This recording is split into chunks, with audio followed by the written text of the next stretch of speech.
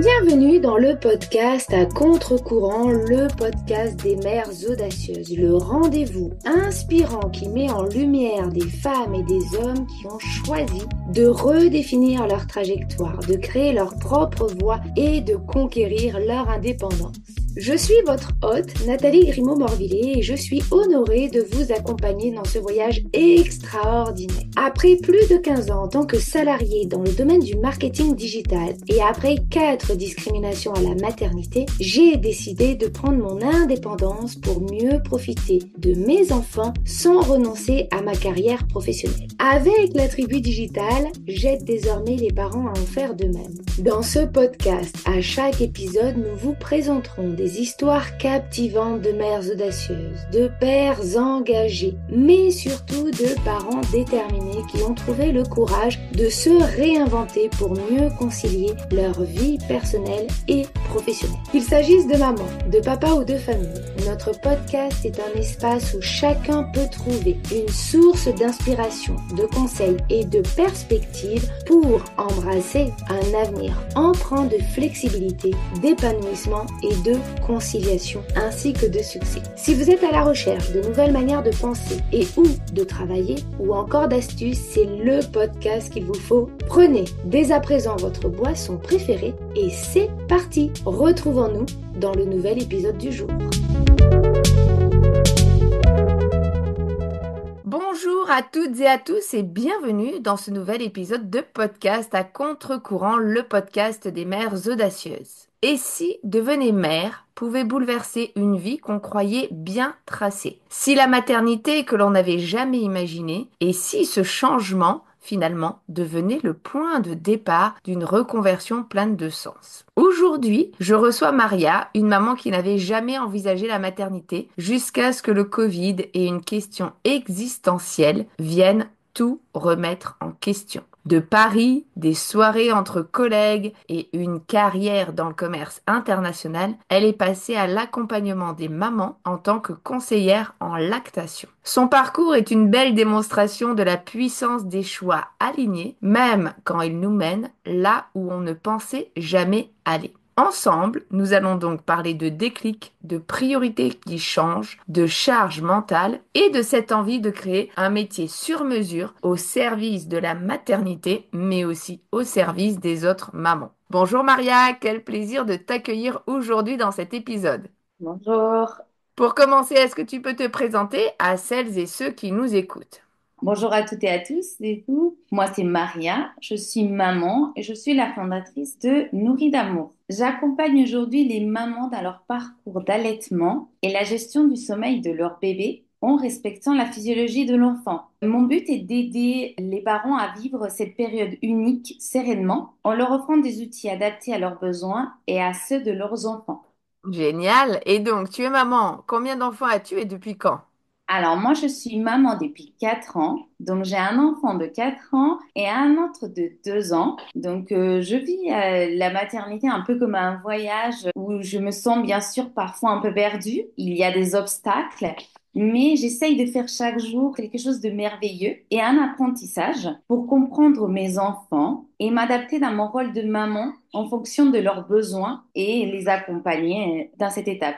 Génial. Est-ce que tu peux nous raconter comment nous nous sommes rencontrés? Alors oui, on s'est rencontrés donc lors de mon congé parental, il y a un peu plus de 3 ans, où j'ai fait ma formation de community manager chez la tribu digitale. C'était l'été 2021, pour être plus précise. Et à cette époque-là, je me posais beaucoup de questions sur ma vie professionnelle et notamment la compatibilité, ou plutôt l'incompatibilité avec mes souhaits de maternité et les contraintes et les horaires de mon travail. Lorsque j'ai fait ma formation dans la tribu digitale, je l'ai choisie parce que c'était une communauté de mamans et je trouvais qu'elle répondait à mes critères, notamment celui de réussir à trouver une conciliation entre mes temps de maman et ce que j'espérais donner à mes enfants et mes temps de ma vie professionnelle et ce que je souhaitais en faire. Finalement, cette formation-là était mon levier et ma motivation dont j'avais besoin pour oser travailler à mon compte. Et c'est ce que je fais aujourd'hui, même si c'est dans un autre domaine. Exactement. Alors, si tu étais une femme à impact connu, qui serais-tu? Mais surtout, pourquoi? Alors, si je devais choisir une femme à impact connu qui correspond donc à mes valeurs et à mon engagement d'aujourd'hui, je choisirais Maria Montessori. Ok. Alors pourquoi? Je trouve qu'elle a une approche de l'éducation qui a profondément influencé ma manière à moi de concevoir la parentalité. Elle prône le respect du développement naturel de l'enfant et elle a un principe très proche de la vision que j'essaye aujourd'hui d'apporter aux mamans lors de mes accompagnements. Elle croyait que l'enfant doit être écouté et respecté dans leurs besoins physiologiques, que ce soit dans le domaine de l'alimentation, du sommeil ou du temps de jeu. Et elle mettait un point d'honneur à ce que les enfants évoluent à leur propre rythme, sans pression extérieure, et qu'ils puissent se développer dans un environnement qui répond à leurs besoins naturels. Donc, en ce qui concerne l'allaitement, même si elle n'a pas abordé directement ce sujet-là, elle a beaucoup parlé du respect du rythme de l'enfant et de la relation mère-enfant, ce Mhm. qui fait un écho avec l'importance du lien affectif et de la sécurité qu'apporte l'allaitement dans la maternité. De même, je trouve que sa philosophie s'applique au sommeil, vu qu'elle soutient que l'enfant doit dormir dans un environnement calme, respectueux et rassurant pour se reposer à son propre rythme. Donc finalement, elle va incarner une vision de la parentalité qui respecte la physiologie de l'enfant tout en soutenant les parents dans leur parcours. Et elle a contribué donc à la redéfinition de l'éducation en respectant l'enfant dans sa globalité. Et c'est une approche que j'essaye vraiment, vraiment d'apporter dans mon quotidien, dans mon travail avec les parents. Waouh, effectivement, donc un beau parallèle avec ce que tu fais au quotidien. Merci Oui. pour ce partage et pour cette explication. Pour rentrer dans le vif du sujet, est-ce que tu peux nous décrire la vie que tu menais avant de devenir maman? À quoi ressemblait une journée type, par exemple, puisque tu étais sur Paris? Alors oui, en effet, avant d'être maman, je vivais sur Paris et je travaillais en tant que commerciale. Donc mes journées étaient vraiment très axées sur mon travail. Tout d'abord, je travaillais toute la journée. Et puis souvent, lorsque je sortais de mon travail, j'allais rencontrer mes amis. Donc j'allais en soirée. J'étais vraiment souvent en soirée. C'était un peu ce qu'on dit une fêtarde à Paris. C'était mon quotidien. J'étais déjà mariée. Donc voilà, je sortais aussi avec mon mari ou avec mes amis ou avec des collègues. Je faisais beaucoup d'after work. Et à cette époque-là, vraiment, j'étais très centrée sur moi-même, sur ma carrière, sur profiter de ma vie toute seule. Et je n'avais pas d'attention pour d'autres personnes, je dirais. Même si j'étais mariée, je n'axais vraiment pas ma vie sur ma vie familiale. Et j'étais, voilà, je n'imaginais pas du tout ma maternité dans cette vie-là ou en tout cas avait l'air d'être bien remplie, même si elle manquait un peu de sens. Je me suis rendu compte un peu plus tard qu'il me manquait du sens à tout ça. Bon, et c'est peut-être pour ça justement que tu remplissais tes journées entre le boulot, les fêtes, etc. C'est souvent ce qu'on dit, en tout cas. Bon, justement, tu disais ne pas vouloir d'enfant à l'origine. Tu en avais même parlé avec ton conjoint au moment où vous êtes devenu sérieux, vous vous êtes mariés, etc. Est-ce que tu peux nous parler de ce moment où finalement ça a changé pour toi et qu'est-ce que le Covid a réveillé puisque c'était à peu près à cette période-là? Et puis aussi, quelle place prenait la maternité dans ton imaginaire à ce moment où tu n'avais pas vraiment le temps ni la place en fait d'être maman? Alors oui, en effet, je ne voulais pas d'enfant quand j'ai rencontré donc mon mari. On s'est mariés en sachant que je ne voulais pas d'enfant et la maternité, je l'envisageais pas justement parce que je ne voyais pas à quel moment de ma journée je pouvais dédier du temps à un enfant, lui consacrer du temps. C'était un peu égoïste peut-être même parce que je me disais, même par rapport à mon conjoint, l'attention va aller sur l'enfant et plus sur moi. Je vais plus pouvoir faire de ma vie ce que je veux quand je veux. Et en fait, quelques temps avant le Covid, je me suis posé une question. Je me suis dit, mais en fait, quand j'aurai 50 ans et je vais regarder ma vie en arrière, et je n'aurai pas d'enfant. Que vais-je penser de moi-même? Enfin, est-ce que je vais avoir de regrets? Est-ce qu'il y a des choses qui vont pas aller? Me demandez pas pourquoi, mais j'ai eu cette réflexion-là toute seule un jour. Et je me suis dit, en fait, que j'allais le regretter.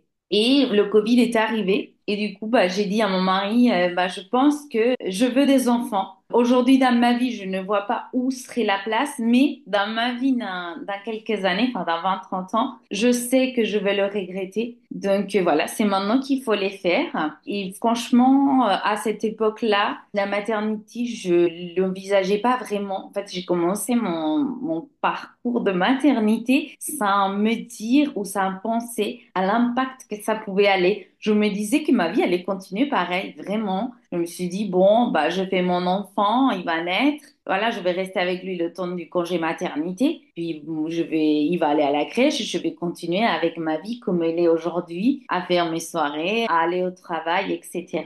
Ok, donc effectivement, dans un premier temps, tu t'es pas du tout projeté sur la possibilité d'un changement de vie radical en réalité. Non, pas du tout. Bon, effectivement, parfois ça peut arriver parce que c'est compliqué hein, de passer du statut, on va dire de solo, même si on est en couple, au statut de maman. Ça change quand même énormément notre perception de la vie, énormément notre manière aussi d'être. Et on a aussi, il faut le dire, hein, quelques contraintes. Effectivement, on peut pas partir en soirée tous les soirs. Et puis on n'en a plus envie aussi. Donc bon, à un moment donné, il y a des choix à faire sur les choses qui nous semblent importantes. Et justement, en préparant cette émission, tu m'as parlé d'un moment fort à la naissance de ton premier enfant. Alors autant quand tu étais enceinte, tu étais persuadée que tout allait continuer tel que précédemment. Et puis tu as ressenti ce que tu me disais, une vague d'amour lorsqu'on a posé ton bébé sur toi. Est-ce que tu peux nous raconter ce moment et puis l'impact que ça a eu dans ton quotidien par la suite? Alors, en effet, quand mon petit est né et qu'on l'a posé sur moi, il s'est passé quelque chose d'abord dont je m'attendais pas. En fait, mon petit, on le pose sur moi et la première chose qu'il a fait, c'est d'aller téter. Je n'imaginais vraiment pas déjà ce moment-là. Enfin, je n'avais jamais envisagé vraiment, j'avais pas visualisé la maternité ni la rencontre. Et en fait, ça m'a rempli, voilà, c'est ça, comme d'une vague d'amour. Je me suis vraiment connectée avec cet enfant et j'ai eu cette impression qu'on n'était qu'une seule et même personne. Et du coup, bah, comme je t'avais expliqué, Nathalie, en fait, lorsqu'on est sorti de la maternité, j'avais même du mal à qu'on le prenne, même ma mère, même mon mari, parce que je sentais, c'était même pas l'enfant qui avait besoin de moi, j'avais besoin de mon bébé, j'avais besoin que cette connexion reste. Et franchement, lorsque je me suis posée à un moment, parce qu'il faut quand même se poser la question de la reprise du travail à ce moment-là, bah, j'ai dit à mon mari, c'est tout simplement pas possible. Il est tellement petit, il a tellement besoin de moi, j'ai tellement besoin de lui que je ne pourrais pas retourner au travail. Et c'est là, du coup, qu'il s'est posé la question de poser mon congé parental pour que je continue dans ce lien dont j'avais tellement besoin. Et je commençais ma petite réflexion de me dire, je ne serais vraiment pas capable de retourner au travail, faire un horaire complet et de laisser mon enfant gardé par quelqu'un d'autre. Donc voilà, je pense qu'à ce moment-là, j'ai eu, je sais pas, un changement dans ma vie. Tout a changé. Je n'imaginais pas aller en soirée, je n'imaginais pas aller prendre des verres ou sortir au restaurant ou partir en vacances sans mon enfant. Et c'est encore le cas aujourd'hui. Enfin, ils sont 4 ans et 2 ans. Et même aujourd'hui, je n'envisage pas de ma vie, en fait, sans mes enfants. Ils font partie de moi et je me dis que c'est une étape de laquelle il faut profiter parce que le but est quand même qu'un jour, ils construisent leur vie et ils partent. Exactement. Et puis tu verras, alors t'es loin de l'adolescence, mais moi pour en avoir quand même pas mal maintenant, jeune adulte et adolescent, à ce moment-là, les parents sont beaucoup moins importants. Ça revient après, hein, mais enfin de ce qu'on m'a dit, parce qu'ils sont pas encore assez grands, mais il y a que les copains qui comptent. On veut faire un truc, oui, et je peux inviter machin, et je peux inviter bidule. Bon, donc faut en profiter tant C'est qu'on ça. est leur monde, parce qu'après, assez rapidement, mine de rien, et c'est normal, hein, comme tu dis, ils construisent leur vie, donc ils s'ouvrent à l'extérieur, et l'extérieur devient plus important que papa ou maman. Bon, donc à ce moment-là, tu t'es dit, je peux pas retourner au travail. Tu as commencé à chercher une nouvelle voie au lieu de simplement attendre la fin de ton congé parental parce que tu savais que finalement, le congé parental, si tu ne faisais rien, si tu cherchais pas une nouvelle voie professionnelle, ça ne faisait que repousser ce moment où tu devrais reprendre. Comment ça s'est passé? Oui, tout à fait. Vraiment, ma réflexion a commencé de la naissance de mon petit, même si je me suis rendu compte vraiment pendant mon congé parental. Et à ce moment-là, je me suis dit, bon, bah, mais qu'est-ce que je vais faire? Parce que dans ma tête, mon avenir professionnel était déjà tracé. j'avais fait mes choix. Je cherchais un poste de manager. Donc, c'est les dernières choses que j'avais parlé avec ma chef de l'époque. Je lui avais dit que c'était mon souhait de devenir manager. Et finalement, je me voyais vraiment pas retourner. Et je me suis dit, comment faire? Je savais vraiment pas. Donc, j'ai commencé à faire mes recherches. Je suis tombée sur la tribu digitale m'a vraiment parlé par rapport au fait qu'il s'agissait d'un groupe de mamans, que ça parlait directement aux mamans. J'ai fait du coup ma formation et lorsqu'il s'est agi de reprendre le travail, c'était une angoisse. Je pouvais vraiment pas. Et là, en fait, c'est mon mari qui m'a dit, mais en fait, pourquoi tu vas aller à un endroit qui t'angoisse? Ça va pas être bon ni pour toi, ni pour notre enfant, ni pour notre famille, finalement. Prends le temps. Prends le temps de trouver ce que tu veux faire, prends le temps de trouver ta voie. Et en fait, au moment de la reprise de mon travail, je n'avais pas de montre de garde pour mon petit. Donc finalement, une chose en a entraîné une autre. J'ai arrêté de travailler là où j'étais avant d'être maman et j'ai pris le temps après mon congé parental de trouver qui j'étais. Mais en fait, je suis tombée enceinte de mon deuxième. Enfin, j'ai appris ma grossesse un mois après d'arrêter mon contrat avec mon entreprise. Donc, c'est pendant ma deuxième grossesse où j'ai pris vraiment le temps, on va dire, de faire mon choix final, je vais dire, en tout cas ce que je fais aujourd'hui. Donc, c'est un cheminement qui a pris du temps Mm. et où mon mari a quand même été une des clés pour oser aussi, avec ma formation de la tribu digitale qui a été mon premier pas. Lui, il m'a vraiment dit, et il faut s'écouter et il faut faire ce que tu veux. Donc, il a été très, très important dans cette démarche-là. Waouh, en tout cas, une belle ode à ton mari que tu Mhm. nous partages là. Donc, effectivement, cette première formation, t'as pas continué en tant que community manager parce que tu me disais qu'il te manquait quelque chose, hein, finalement. Et tu as décidé donc de te spécialiser dans l'accompagnement des mamans et notamment dans l'allaitement. Pourquoi ce sujet-là en particulier, alors que tu étais quelques années ou quelques mois auparavant à 3 milliards d'années-lumière de te poser la question de l'allaitement. Alors, pourquoi? En fait, quand je suis devenue maman, quand je vous ai partagé ce moment d'intimité avec mon enfant, où finalement on l'a posé sur moi, j'ai eu un déclic de maternité. La première chose qu'il a fait, c'était vraiment de téter.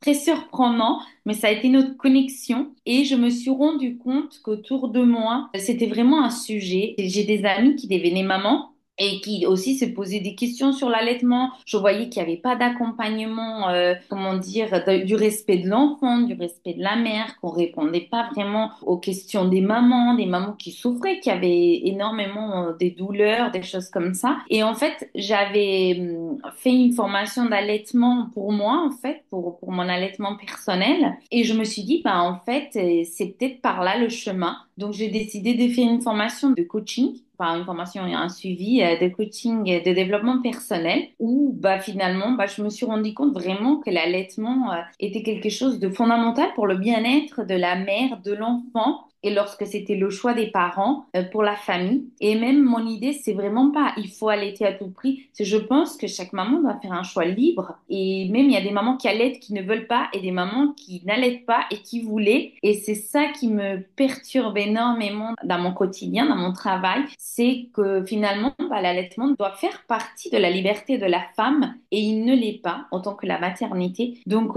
j'ai fait ce choix-là parce que je trouve que c'est un point clé des choix de la maternité. C'est le premier contact avec notre enfant, comment on va le nourrir parce qu'on a la capacité de le nourrir. Mm. Et des fois, on ne le fait pas parce qu'on a peur. On ne le fait pas parce que la société nous dit que, ou on le fait parce que la coutume nous dit que, et en fait, on ne s'écoute pas dans ce premier contact qui est essentiel. Et finalement, j'ai continué sur ce chemin-là. Et aujourd'hui, je suis super contente de faire partie de l'accompagnement des mamans et des femmes, parce qu'en fait, la maternité fait partie de la vie de la femme. Et voilà, pourquoi j'ai fait ce choix de l'allaitement. Ouais, effectivement, je me retrouve, tu vois, quand tu parlais, ça m'a replongé, alors 18 ans plus tôt, parce que moi, mon grand a 18 ans, et mon grand est né avec plus d'un mois d'avance, donc il était limite préma quand il est né. Et un peu comme toi, je m'étais jamais posé la question d'allaiter, pas allaiter. En plus, ma mère arrêtait pas de me dire que l'allaitement, c'était pour les vaches, etc. Donc j'avais une vision, tu vois, un peu faussée finalement, hein, de l'allaitement. Et puis, ça a été un peu comme toi, c'est-à-dire que au moment où il est arrivé, je me suis dit, bah si, en fait, je vais l'allaiter. Sauf que comme il était trop petit et trop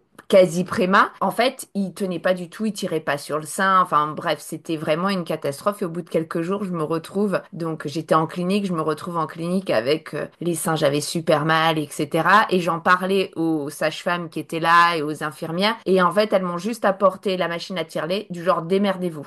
Et là, t'es là, tu fais, mais en fait, je l'utilise comment? Comment ça se passe, etc. Et aucun accompagnement, même pour essayer de mettre le bébé au sein, etc. C'était débrouillez-vous, quoi. C'est pas notre problème. Et j'ai trouvé ça d'une violence assez hallucinante. Alors, je sais que depuis 18 ans, heureusement, on a fait beaucoup de progrès quand même en la matière, même si c'est pas encore tout nickel chrome, en tout cas, voilà. Mais c'est vrai qu'à l'époque, je me suis dit, mais en fait, comment je gère et comment je vais faire, etc. Et il y avait vraiment aucune aide. Et puis c'est pareil, après moi je faisais beaucoup de lait et j'ai appris vraiment par hasard qu'il y avait un lactarium et qu'on pouvait donner son lait. Mais par exemple, il n'y a aucune communication sur ça pour les mamans qui font beaucoup de lait par rapport à ce que boit l'enfant et qui peuvent donner à d'autres enfants qui, eux, n'ont pas de lait ou dont les mamans n'ont pas assez de lait, etc. et qui sont prémas. Et j'ai trouvé qu'il y avait effectivement un manque de communication important sur ces aspects-là parce que bah moi, du coup, j'ai donné pour mes 4 enfants à chaque fois. Le lactarium est venu chercher systématiquement, mais je l'ai appris vraiment par hasard, en fait, au détour d'une conversation comme ça avec une autre maman. Sinon, je ne l'aurais jamais su et j'aurais jeté mon lait. Oui, en effet, et ce que tu racontes aujourd'hui, même si les choses se sont améliorées, et heureusement, ça existe encore quand même des mamans qui se retrouvent avec un tire-lait et ne savent pas quoi faire avec, et personne ne leur explique. Mm. Parce que soit la solution c'est bah il faut arrêter l'allaitement parce que tout est la faute de l'allaitement, soit bah débrouillez-vous, bah, vous aviez qu'à pas choisir d'allaiter, il y a des biberons. C'est C'est ça. donc oui, il y a encore des mamans malheureusement qui se retrouvent dans ces situations-là. Il y a 18 ans, je veux pas imaginer, ça devait être encore pire. Ouais, malheureusement. Bon, aujourd'hui, avec le recul que tu as, qu'est-ce que tu dirais à la Maria d'il y a 5, 6 ans si jamais tu l'as recroisée? Alors, à la Maria, il y a 5 ans, avant de devenir maman, je lui dirais donc de ne pas avoir peur de l'inconnu et puis finalement bah, d'accepter la parentalité. La parentalité n'est pas un chemin tracé, il est rempli de des hauts et des bas. C'est vrai qu'à l'époque, moi, je n'avais pas des grandes attentes sur la maternité, je ne l'avais pas visualisée. Donc, je ne sais pas encore si je me sentais prête ou pas, mais en tout cas, j'étais sereine parce que je ne l'imaginais pas. Mais voilà, je lui dirais qu'il faut qu'elle ait confiance en son instinct, qu'il est possible vraiment de concilier une vie de maternité et une vie professionnelle. C'est quelque chose qui est possible et qu'il faut suivre ses propres valeurs et s'écouter, surtout beaucoup s'écouter. On peut vraiment construire une parentalité respectueuse, à l'écoute de besoins de l'enfant, tout en gardant une écoute de soi. Mais en fait, ça, c'est possible que si on s'écoute, en fait, si on écoute notre enfant et on fait des choix qui sont alignés avec ce que l'enfant nous dit, notre enfant nous dit, et ce que nous, on veut vraiment. Voilà, et je lui dirais qu'il faut vraiment regarder les défis comme un apprentissage et qu'on peut vivre des moments incroyables et transformateurs si on accepte, voilà, le chamboulement sans s'opposer et sans vouloir continuer à avoir la vie d'avant et en acceptant en fait que la maternité est un changement et qu'on ne sera finalement plus jamais la même. Mm. On devient une autre personne.